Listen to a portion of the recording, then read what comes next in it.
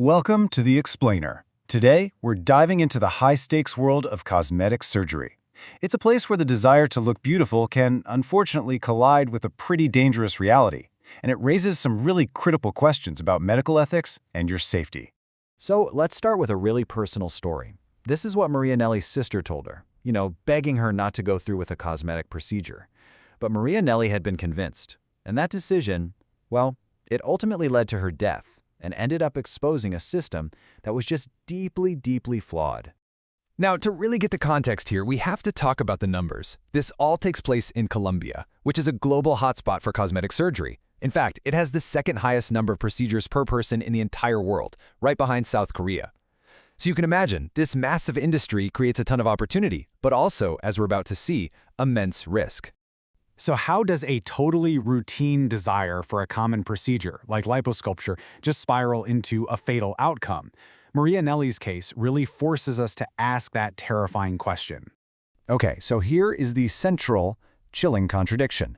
The official forensic report stated clearly that Maria Nelli's death was directly associated with the surgery she'd had just hours before. And yet, on the surgeon's own report, signed by a Dr. Francisco Salas, he wrote just one word under complications: none. The difference there is it's just staggering. So as journalists started digging into this case, it became terrifyingly clear that Maria Nelli's death wasn't just some tragic, isolated accident. Nope, it was part of a much larger, really disturbing pattern, and one that was built on a foundation of questionable credentials and, frankly, outright lies. Other victims started coming forward. You have Lorena Beltran, who was left with disfigured breasts and lost sensation after 2 procedures, and Cristina Trejos, who suffered such severe damage that she now has to manually manipulate her body just to urinate. I mean, these are not minor issues. These are life-altering injuries. And right at the center of both Maria Nelli's death and Lorena Beltran's injuries was the same man, Dr. Francisco Salas. He wasn't just one doctor with a bad outcome, he turned out to be a key figure in this massive investigation, involving 39 doctors, all with similarly suspicious qualifications. And here's the scam, basically. These doctors all claim to be specialists, certified by a Brazilian university after taking a course that required over 2,600 hours of training. But when investigators checked their travel records, they discovered these doctors had spent an average of only 63 days in Brazil and often just flying in for a weekend. It's mathematically impossible to get years of training in a few dozen days. And it gets even worse. The most respected authority on this, the Brazilian Society of Plastic Surgery, was absolutely clear. They put out a statement confirming that the degrees from this one university, they weren't legally valid. So the certifications these doctors built their entire careers on were basically worthless. Which brings up a pretty obvious question, right? If all of this is happening behind the scenes, what is this doctor saying to new patients who are walking through his door?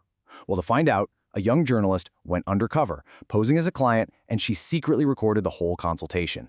After listening to his whole sales pitch, she just cut right to the chase and asked the one question every single patient has: is it safe? Am I in good hands here? His answer was absolute. He claimed that in his entire life, his entire career, he had never had a single complaint. Not one formal complaint, he insisted, a perfect record. But this wasn't just, a little exaggeration. This was a complete fabrication. As he sat there claiming he had a perfect record, he was actively being investigated, his credentials were being exposed as a total fraud, and one of his recent patients, Maria Nelli, was dead because of his procedure.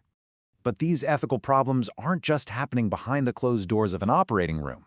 A new and very public ethical battleground has opened up online, and believe me, it is changing how some surgeons behave. This brings us to a really core principle of medical ethics: decorum. It's all about maintaining the sacred trust and respect for the patient who is, often unconscious and at their most vulnerable. Well, that professionalism is now being challenged by some surgeons' desire for social media fame. So what does crossing the line actually look like? Well, medical ethicists point to things like surgeons singing and dancing over an unconscious patient, or juggling breast implants for the camera, or manipulating body parts in a way that's clearly just for laughs. They're turning a serious medical procedure into a viral spectacle. And the danger here is that it's not just about being unprofessional. This kind of content makes light of the very real risks of surgery. It turns the patient into a prop, and it completely shatters the trust that's supposed to be the bedrock of the doctor-patient relationship. So you're faced with doctors who might be lying about their qualifications, and others who seem to care more about likes than patient dignity? What can actually be done? How can patients protect themselves in this kind of environment? The good news is that the scandal in Colombia created such a huge public outcry that the government was actually forced to act. They are now actively working on new laws to close up those loopholes and raise the standards for who can be certified as a surgeon. I love how one Colombian official put it with this powerful analogy. He said, "You would never get on a plane if you weren't sure the pilot was certified and experienced. So why," he asks, "would we hand over our own body to a surgeon without that same level of certainty?"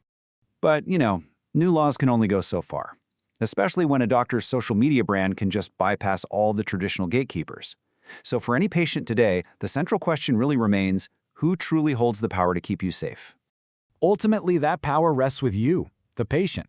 Your most effective defense is just being diligent.